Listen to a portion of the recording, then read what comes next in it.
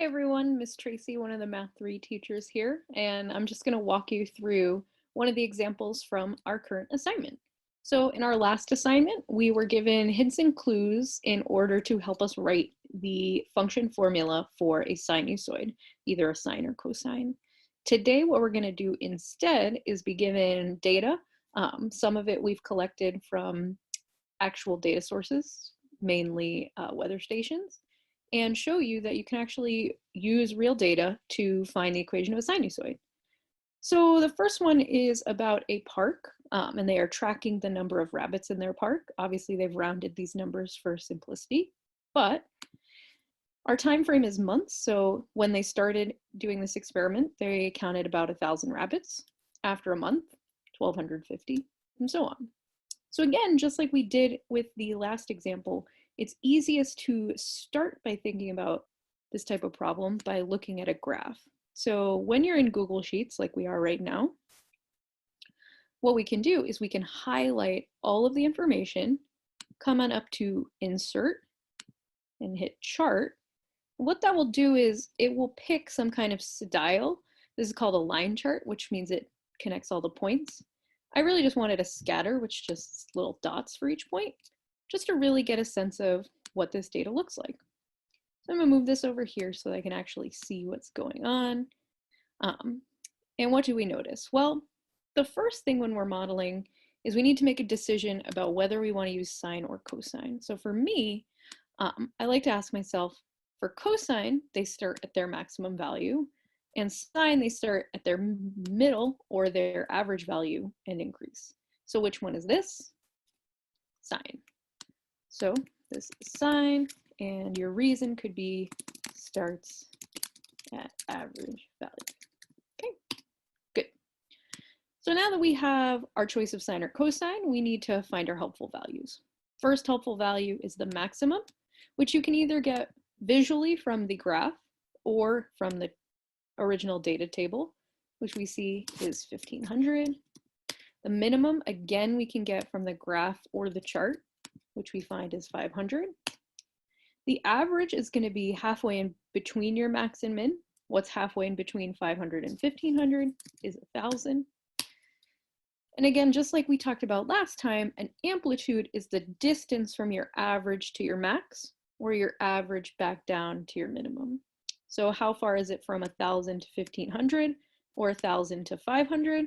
They're the same, they should be, and they're both 500. Now the most difficult thing I find is deciding what the period is. So period, again, is the amount of time it takes before the cycle repeats. So we go up, we come back down, we go down to the minimum, we come back up, and right here, we continued this pattern would be where it starts over. So how far is that from 0 to 12? Well, 12 months. So again, it's 12 months technically, but we're just doing in terms of numerically, so we can just write 12. And after you've done this, you have all the information you need. So we're going to give this function a name. I'll call it R of t, because our input variable was time, or t months. Our amplitude is our first number, our a value, which was 500. We picked sine. It's always going to be 2 pi, I'm just going to write pi to remember that, divided by the period, which was 12, times t, or our input variable, plus the average value, which in this case was 1,000. So again, it's not going to format beautifully like if we were in Desmos, but all we really want to be looking at is what is the equation for this situation. Hi all. What we're going to do now is look at the second example. So when you're in a Google Sheet, you can navigate down here at the bottom. So each one of these sort of tabs is a different problem. So we're up here on high temperature. So this is real data collected from Hanscom Air Force Base starting from August 1st, 1991. And what it is it's the weekly average high temperature. So the week starting August 1st, the 7 days, every average high temperature was taken and averaged out. So obviously it makes sense, it's pretty high starting up here in August and going down. So what we're going to do is There's no way with realistic data to come up with a perfect model, but we are going to try and come up with the best approximate model using different tools of the spreadsheet in order to find them. So just like we started with the last time, what we're going to do first is graph the data. So if you just click one of the columns, you don't have to worry about highlighting all the data. And if you hold down Control or Command, depending on what type of device you have, you can actually get both columns highlighted. Once you've done that, you go again up here to Insert, Chart, and again, see it's a line chart. We should have a sense already that it sort of has this sinusoidal behavior. But again, I'm gonna make it more this sort of dot plot, or sorry, not a dot plot, but a scatter plot. And I'm just gonna move it to the side. So just like we did last time, we have a couple of things to decide. And the first thing we want to decide is, should we model this with sine or cosine? So again, we need to decide, is it starting from the max, the min, or the middle? And I think it's pretty clear from the graph that this is starting at its maximum, and thus we should be picking cosine. Okay, good so far.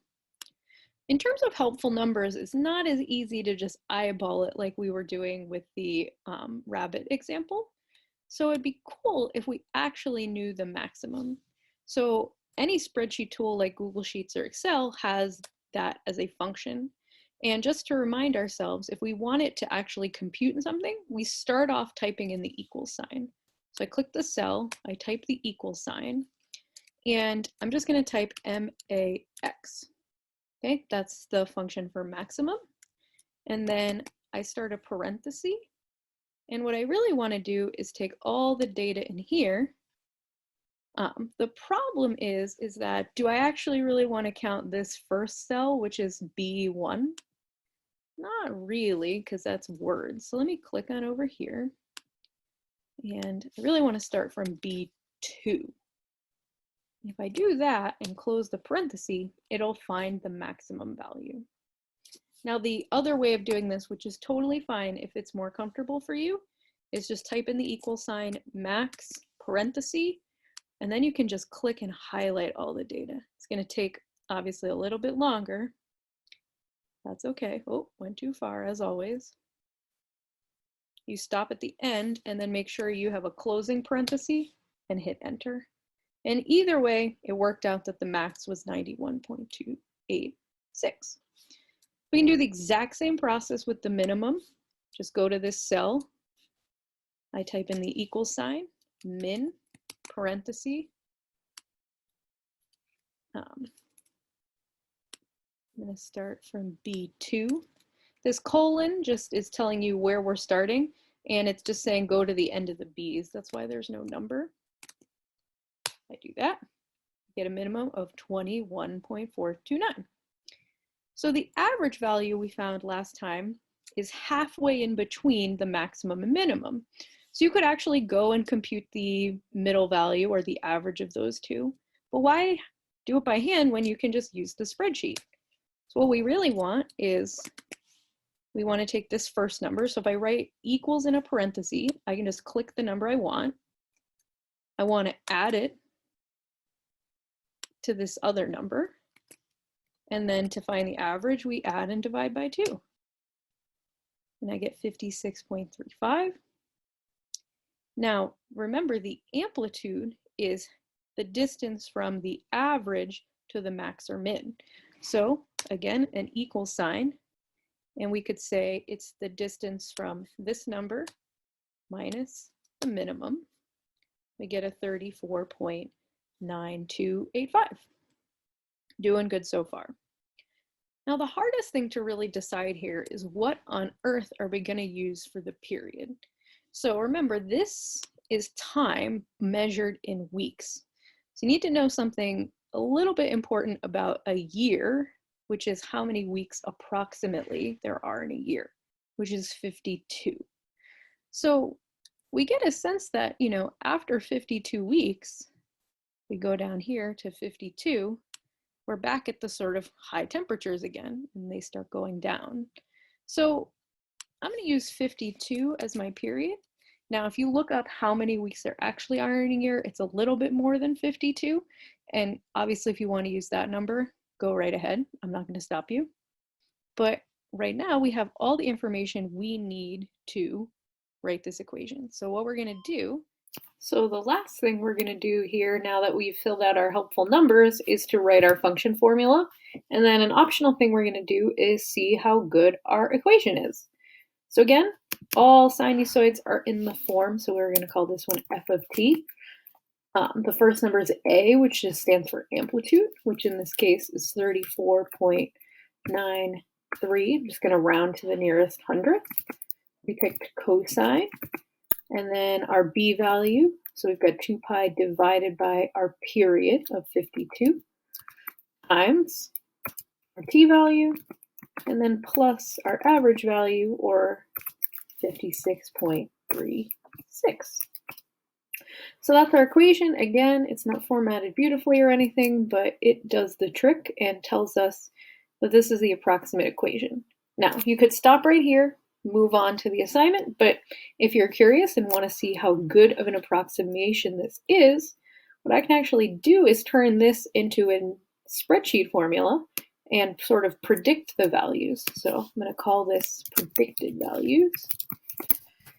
What I need to do is basically type this formula in as an Excel formula. Again, we always start off with the equal sign to the 34.93 times cosine. Now, I had trouble doing pi, so I'm just going to call it 3.14159, just because, divided by 52 times, now here's the only tricky part. You want it to be times the time, which is just this value right here. Close your parenthesis, and remember to add your average value of 56.36. And if you've done that correctly, you should have some kind of value here.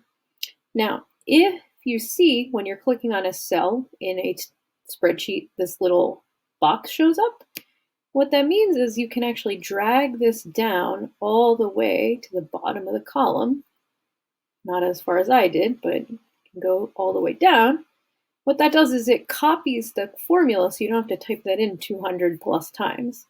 If I click any number here, it'll say it's 340.93 times cosine 2 times pi over 52 times a6, meaning this value, which it highlights, plus the average value. Now, to see how good this is, we're going to make a chart.